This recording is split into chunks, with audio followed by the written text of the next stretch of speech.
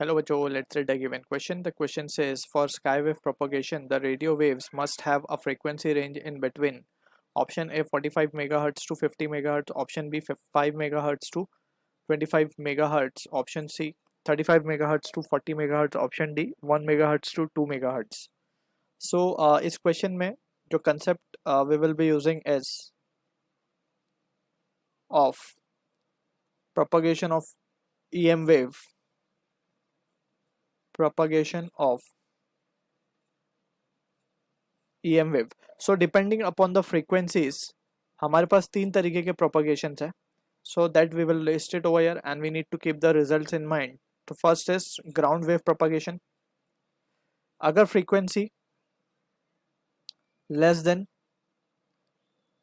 few megahertz है, so in that situation we go for ground wave propagation.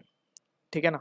अगर frequency का order few megahertz से लेके few बोल रहे हैं हम जब it will be a single digit frequency to 30 or 40 megahertz we can say. So this is the range. अगर frequency इस range में lie कर रही है, so we go for skywave propagation. अब we have also studied skywave जो है वो make use करता है इसका ionosphere का total internal reflection होता है from the ionospheric layer and इस तरीके से we communicate using skywave. ठीक है. And finally we have space wave propagation. अगर frequency is more than 40 megahertz है तब we go for space wave propagation. तो ये basic understanding we need to have. अब यहाँ पे हमें क्वेश्चन में बोला गया फॉर स्काई वेव प्रोपगेशन, तो स्काई वेव को थोड़ा सा और डिस्कस कर लेते हैं क्योंकि आंसर तो हमें मिल ही गया है. स्काई वेव प्रोपगेशन की जब हम बात करेंगे तो ये होता है total internal reflection TIR from ionosphere.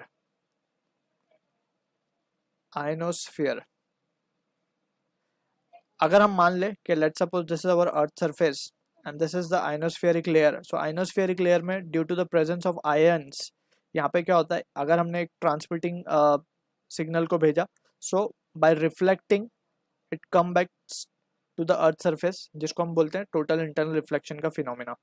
ठीक है. अगर उसकी फ्रीक्वेंसी जो हमने इंसिडेंट करवाई अगर वो 30 मेगाहर्ट्ज या 40 मेगाहर्ट्ज के एक्सीड कर जाती है, सो ये आइनोस्फीयर को क्रॉस करता हुआ ये कहाँ चला जाएगा, सैटेलाइट पे चला जाएगा and we have to go for using space wave propagation. So ये understanding we need to have regarding the sky wave and space wave. So अगर हम अब ऑप्शंस को देख ले, सो हम ऑप्शंस में फ्यू मेगाहर्ट्ज से 30 मेगाहर्ट्ज तक यानी कि बी ऑप्शन जो है परफेक्ट मैच हो रहा है विद दिस ऑप्शन. बी हमारा करेक्ट आंसर है. द रेडियो वेव, और क्योंकि रेडियो वेव ही जो है वो स्काई वेव प्रोपगेशन को यूज़ करती है क्योंकि उसकी फ्रीक्वेंसी रेंज लाई करती है बिटवीन 5 मेगाहर्ट्ज टू 25 मेगाहर्ट्ज, या फिर हम सिंपल उसको और जनरलाइज करें सो फ्यू मेगाहर्ट्ज से 30 मेगाहर्ट्ज तक वो लाई करती है. So option B is the correct answer to the question. I hope you understood the solution. All the best.